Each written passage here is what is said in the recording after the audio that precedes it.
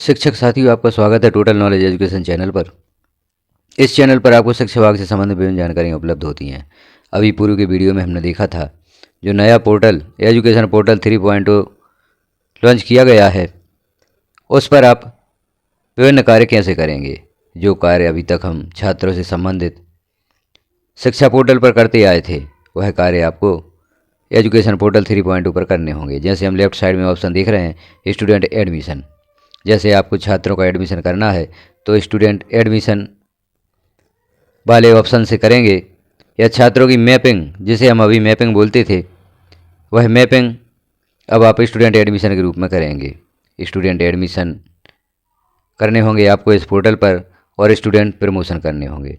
तो सबसे पहले जो हम कार्य यहाँ पर करेंगे वह स्टूडेंट प्रमोशन का करेंगे, क्योंकि विभिन्न कक्षाओं के परीक्षा परिणाम घोषित किए जा चुके हैं। अभी हमने पूर्व के वीडियो में कक्षा 1 से 8 के छात्रों का प्रमोशन करके देखा था, या छात्रों की कक्षोन्नति करके देखी थी किस प्रकार से कक्षा 1 से 8 के छात्रों की कक्षोन्नति आप करेंगे। उस जानकारी को आप देखना चाहते हैं तो चैनल पर विजिट करके पूर्व में पब्लिश किया हुआ वीडियो अवश्य देखें और वहाँ पर देखें कि कक्षा 1 से 8 के छात्रों का प्रमोशन आप किस प्रकार से करेंगे।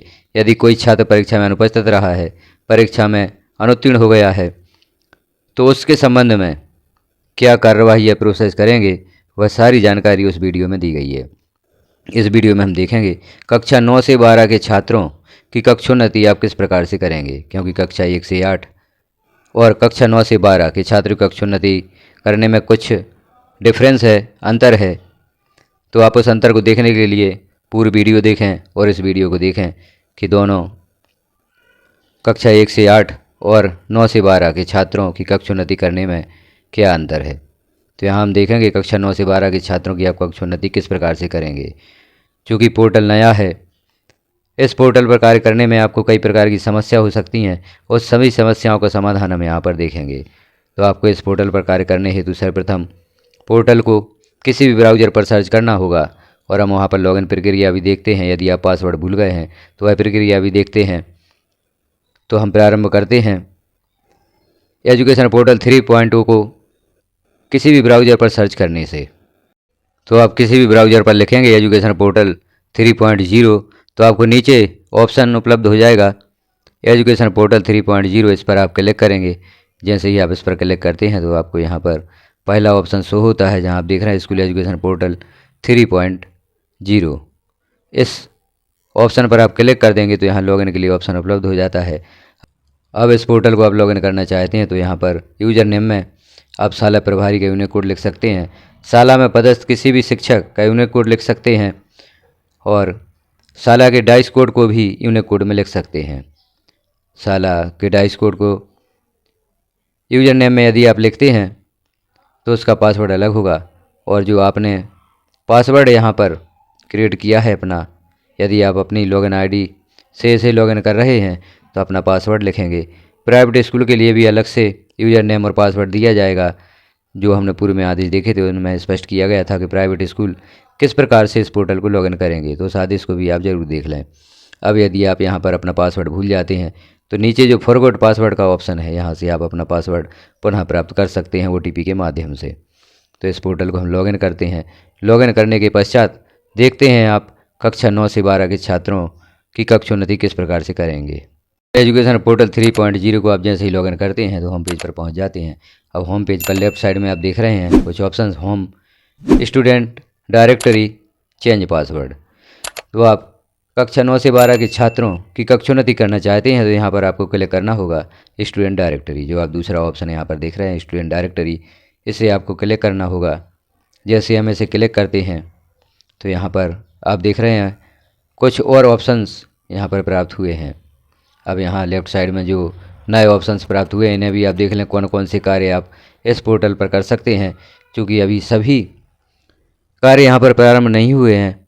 स्टूडेंट एडमिशन, स्टूडेंट प्रमोशन, तो सर्वप्रथम जो कार्य होता है वह होता है छात्रों की कक्षोन्नति करने का। तो सर्वप्रथम आप कार्य करें स्टूडेंट प्रमोशन या छात्रों की कक्षोन्नति का। तो इसके लिए आप तीसरा ऑप्शन जो यहाँ दिया गया है स्टूडेंट प्रमोशन, इस पर क्लिक करेंगे। जैसे ही आप इस पर क्लिक करते हैं नया पेज ओपन होता है, जहाँ लिखा हुआ है ऊपर स्टूडेंट प्रमोशन और नीचे आप देख रहे हैं स्टूडेंट प्रमोशन इन न्यू क्लास। नई कक्षा में छात्रों का प्रमोशन करना चाहते हैं, छात्रों को नई कक्षा में कक्षोन्नत करना चाहते हैं, तो यहाँ पर कुछ जानकारी आपको देनी होगी। जैसे लास्ट अकादमिक ईयर यहाँ पर लिखा हुआ है, और जिस कक्षा के छात्रों का प्रमोशन या कक्षोन्नति करना चाहते हैं उस कक्षा को यहाँ पर सिलेक्ट करेंगे। उदाहरण के लिए हम यहाँ पर कक्षा 9 देख लेते हैं। कक्षा 9 के छात्रों की कक्षोन्नति आप किस प्रकार से करेंगे? जिस प्रकार से आप कक्षा 9 के छात्रों की कक्षोन्नति करेंगे उसी प्रकार से कक्षा 10, कक्षा 11 और कक्षा 12 के छात्रों की कक्षोन्नति करेंगे। तो हम सिलेक्ट करते हैं कक्षा 9। कक्षा 9 जैसे ही आप यहाँ पर सिलेक्ट करते हैं और नीचे सर्च का जो ऑप्शन बना हुआ है, सर्च आप देख रहे हैं, सर्च पर क्लिक करेंगे तो छात्रों की सूची ओपन होगी। जैसे ही आप सर्च पर क्लिक करते हैं तो कक्षा 9 के छात्रों की सूची यहाँ ओपन हो जाती है। अब आप इन छात्रों की कक्षोन्नति करना चाहते हैं तो यहाँ हम देख रहे हैं पहला जो कॉलम है सीरियल नंबर और दूसरा कॉलम है एक्शन। अब एक्शन में आप यदि विद्यार्थी वार छात्रों को कक्षोन्नत करना चाहते हैं तो जिस विद्यार्थी को कक्षोन्नत करना चाहते हैं उस विद्यार्थी के सामने जो यहाँ पर चेक बॉक्स बना हुआ है इस पर आप क्लिक कर देंगे। और यदि आप सभी छात्रों की एक साथ कक्षोन्नति करना चाहते हैं तो यहाँ एक्शन के नीचे जो चेक बॉक्स बना हुआ है इस पर आप क्लिक करेंगे तो सभी छात्र यहाँ पर सिलेक्ट हो जाते हैं। अब सभी छात्र सिलेक्ट हो गए हैं। सभी छात्रों की आप कक्षोन्नति करना चाहते हैं तो यहाँ जो छात्र के बारे में जानकारी शो हुई है, स्टूडेंट आईडी है, समग्र आईडी है, student name, father name, date of birth, percentage. अब यहाँ जो कक्षा पहली से 8वीं के छात्रों की कक्षोन्नति हमने की थी, यहाँ पर छात्रों का परसेंटेज नहीं लिखना था, वहाँ पर सिर्फ ऑप्शन था कि छात्र एग्ज़ाम में बैठा है, अपीयर्ड इन एग्ज़ाम और स्कूल स्टेटस, इतने ही ऑप्शन आपको प्राप्त हुए थे। यहाँ पर परसेंटेज और रिजल्ट स्टेटस 2 नए ऑप्शन प्राप्त हुए हैं। तो यहाँ पर छात्र का परीक्षा में जो भी प्राप्तांक प्राप्त हुए हैं, परसेंट प्राप्त हुआ है उसे लिखें। और छात्र पास है या फेल, यदि छात्र पास है तो पास यहाँ पर सिलेक्ट पहले से किया हुआ है, यदि छात्र फेल है तो आपको फेल पर सिलेक्ट करना होगा। जो छात्र पास हैं उनके लिए आप यहाँ पास सेलेक्ट करेंगे, जो छात्र फेल हैं उनके लिए फेल सेलेक्ट करेंगे। पास यदि आप सेलेक्ट करते हैं तो छात्र अगली कक्षा में कक्षोन्नत हो जाता है, और यदि छात्र यहाँ पर आप फेल सेलेक्ट करते हैं तो छात्र उसी कक्षा में दर्ज रहता है। अब हम यहाँ पर देख रहे हैं कि कुछ छात्र ऐसे भी होंगे जिन्हें सप्लीमेंट्री आई होगी या पूरक परीक्षा वो देंगे। पूरक परीक्षा जब वो देंगे तब वह उत्तीर्ण होंगे, तो ऐसे छात्रों को आप यहाँ पर छोड़ भी सकते हैं। जिन छात्रों की पूरक है उन छात्रों को आप यहाँ पर कक्षोन्नत ना करें। उसके लिए आप जो एक्शन में चेक बॉक्स दिख रहे हैं, जैसे किसी एक छात्र का हम देख लेते हैं जिसे पूरक आया है या सप्लीमेंट्री आई है, उसके चेक बॉक्स से सही का टिक हम हटा देते हैं। जितने भी छात्रों को सप्लीमेंट्री है या पूरक परीक्षा देंगे उनके चेक बॉक्स से हम सही का टिक हटा देते हैं, और शेष छात्रों के लिए यहाँ पर सिलेक्ट कर देते हैं, इनका परसेंटेज सिलेक्ट कर देते हैं और रिजल्ट स्टेटस भी हम सिलेक्ट कर देते हैं, पास या फेल जो भी उनकी स्थिति है। और आखिरी जो कॉलम है स्कूल स्टेटस, यहाँ सेम और अदर लिखा हुआ है, तो सेम उन विद्यार्थियों के लिए सिलेक्ट करना है। जैसे कक्षा 9 का विद्यार्थी कक्षा 10 में जाता है, वह आपके ही विद्यालय में अध्ययनरत रहेगा वर्तमान सत्र में, तो सेम सेलेक्ट रहने दें। और यहाँ जैसे आप जब कक्षा 12वीं का परीक्षा परिणाम यहाँ पर भरकर उसे कक्षोन्नत करेंगे, कक्षा 12वीं तक आपका विद्यालय है, अब वह छात्र विद्यालय छोड़ेगा तो यहाँ पर आपको अदर सेलेक्ट करना होगा। कक्षा 12वीं के छात्रों के लिए आपको अदर सेलेक्ट करना होगा। कक्षा 9 से 11 के छात्र यदि आपके ही विद्यालय में अध्ययनरत रहते हैं तो उनके लिए सेम सेलेक्ट करना होगा। तो इस प्रकार से आप छात्रों को कक्षोन्नत करेंगे। एक बार पुनः समझ लें आप, परसेंटेज जो भी छात्र ने परीक्षा में प्रतिशत प्राप्त किए हैं उन्हें लिखेंगे, और छात्र उत्तीर्ण है तो पास पहले से सिलेक्ट है, यदि छात्र फेल है तो आपको यहाँ पर फेल सेलेक्ट करना होगा। अब छात्र यदि 9 से 11 कक्षा का है तो वह आपके ही विद्यालय में अध्ययन करेगा, और यदि वह टीसी लेकर अन्य विद्यालय जा रहा है तो यहाँ पर हम अदर सेलेक्ट कर देंगे। और यदि कक्षा 12वीं के छात्र हैं, उत्तीर्ण हो चुके हैं, तो उनके लिए आपको अदर सेलेक्ट करना होगा।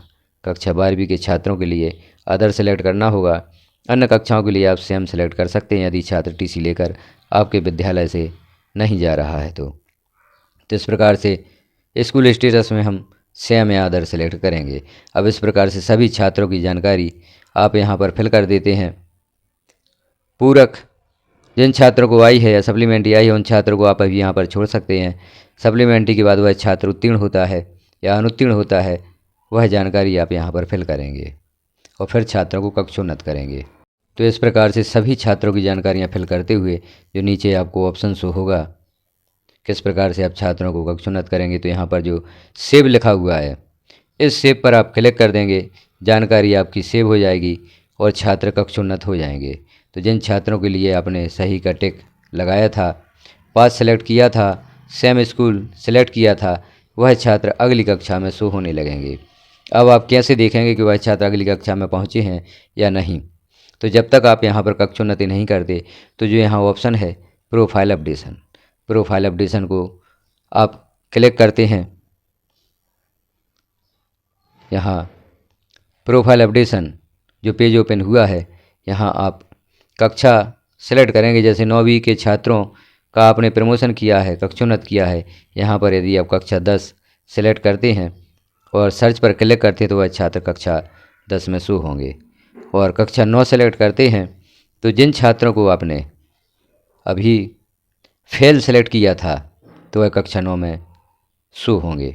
जैसे अभी हम कक्षा 1 से 8 के छात्रों की कक्षोन्नति पूर्व में देख चुके हैं, तो यदि हम यहाँ पर कक्षा 9 सेलेक्ट करते हैं और सर्च पर क्लिक करते हैं तो कक्षा 8 के छात्र यहाँ पर शो होते हैं।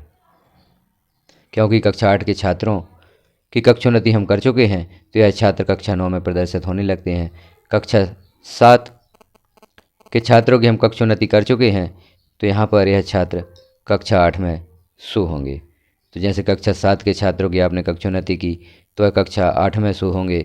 कक्षा 6 के छात्रों की कक्षोन्नति की है तो वह कक्षा 7 में शो होंगे। तो इस प्रकार से आप छात्रों की कक्षोन्नति इस नए पोर्टल पर कर सकते हैं। तो जानकारी कैसी लगी आपको? जानकारी यदि उपयोगी हो तो आप एक कमेंट अवश्य करें। चैनल पर पहली बार है तो चैनल को सब्सक्राइब भी अवश्य करें, क्योंकि इस प्रकार की महत्वपूर्ण जानकारियाँ चैनल पर निरंतर पब्लिश की जाती हैं। सारी जानकारियाँ आप अवश्य देखें। बेल आइकन को क्लिक कर ऑल पर प्रेस कर दें ताकि जैसे ही अन्य जानकारियाँ यहाँ पर पब्लिश की जाएंगी और नोटिफिकेशन के रूप में आपको प्राप्त हो सकेंगी।